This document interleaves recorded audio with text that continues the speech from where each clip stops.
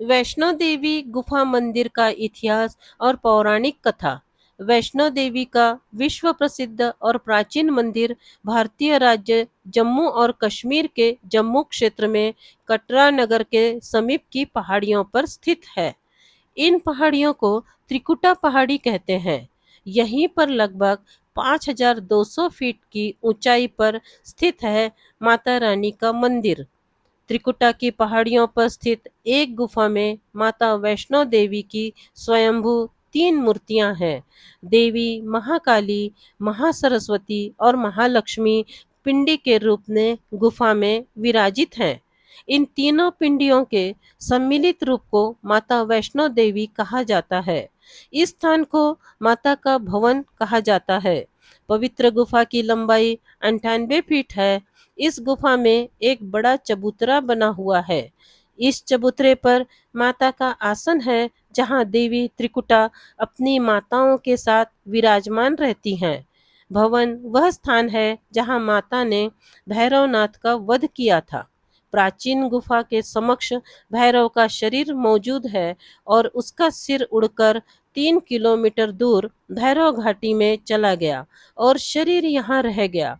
जिस स्थान पर सिर गिरा, आज उस स्थान को भैरवनाथ के मंदिर के नाम से जाना जाता है। कटरा से ही वैष्णो देवी की पैदल चढ़ाई शुरू होती है, जो भवन तक करीब 14 किलोमीटर और भवन से भैरवनाथ मंदिर तक 3.5 किलोमीटर की खड़ी चढ़ाई है। मंदिर की पौराणिक कथा। 700 वर्ष से भी अधिक समय पहले कटरा से कुछ दूरी पर स्थित हंसाली गांव में मां वैष्णवी के परम भक्त श्रीधर रहते थे। वे निसंतान और गरीब थे, लेकिन वे सोचा करते थे कि एक दिन वे माता का भंडारा रखेंगे।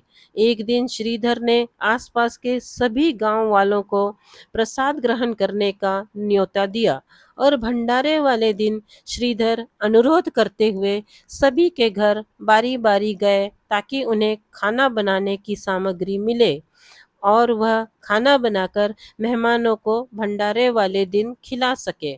जितने लोगों ने उनकी मदद की, वह काफ़ी नहीं थी, क्योंकि मेहमान बहुत ज़्यादा थे। वे सोच रहे थे, इतने कम सामान के साथ भंडारा कैसे होगा। भंडारे के एक दिन पहले यह सोचकर कि वह मेहमानों को भोजन कैसे करा सकेंगे, श्रीधर एक पल के लिए भी सो नहीं पाए। भक्त श्रीधर माता दुर्गा से विनती करने लगे कि हे माँ, मेरी मदद करो। इसी दौरान गांव के कुछ लोग भंडारे के लिए आने लगे और जैसे जैसे सब उनकी झोपड़ी में बैठने लगे, तो श्रीधर की चिंता भी बढ़ने लगी। परंतु कुछ समय पश्चात उन्हें आश्चर्य हुआ कि इतनी छोटी झोपड़ी में इतने लोग बैठे हैं, फिर भी झोपड़ी में बैठने के लिए काफी जगह बची है। और भंडार गृह में देखने पर उन्हें पता चला कि सारे बर्तन भोजन से भरे हुए हैं और भोजन बर्तनों में अपने आप भर रहा है। तब उन्होंने एक छोटी लड़की को झोपड़ी से बाहर आते हुए देखा, जिसका नाम वैष्णवी था। वह भगवान की कृपा से आई थी। वह सभी को स्वादिष्ट भोजन परोस रही थी। इस अद्भुत घटना को देखकर सभी लोग हैरान रह गए। भक्त श्रीधर को यह जानने में देर नहीं लगी कि वह लड़की कोई और नहीं, बल्कि खुद माँ दुर्गा है।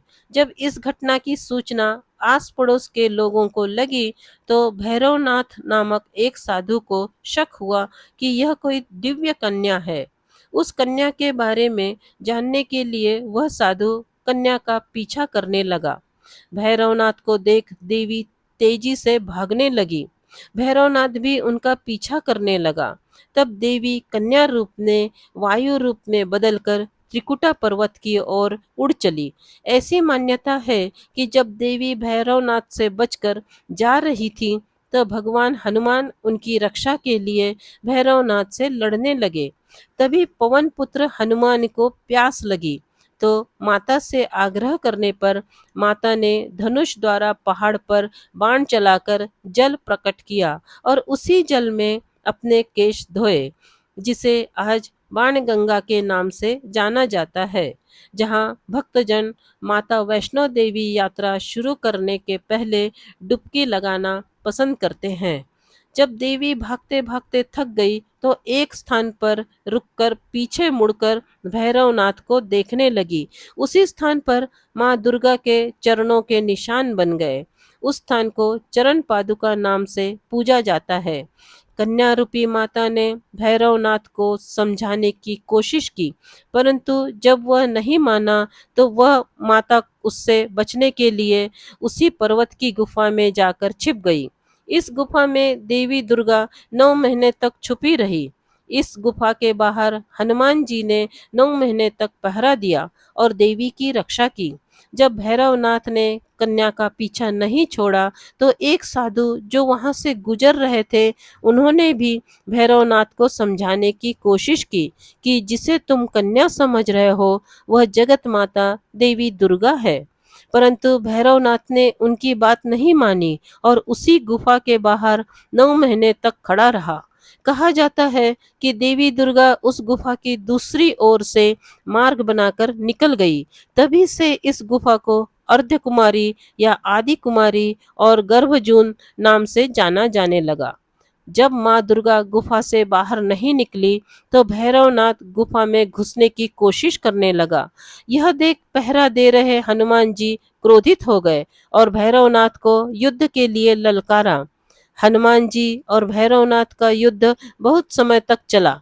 युद्ध का कोई अंत नहीं होते देख माता दुर्गा ने महाकाली का रूप धारण कर भैरवनाथ का सर धड़ से अलग कर दिया। कहा जाता है कि अपने वध के बाद भैरवनाथ को अपनी भूल का पश्चाताप हुआ और उसने माँ से क्षमा दान की भीख मांगी।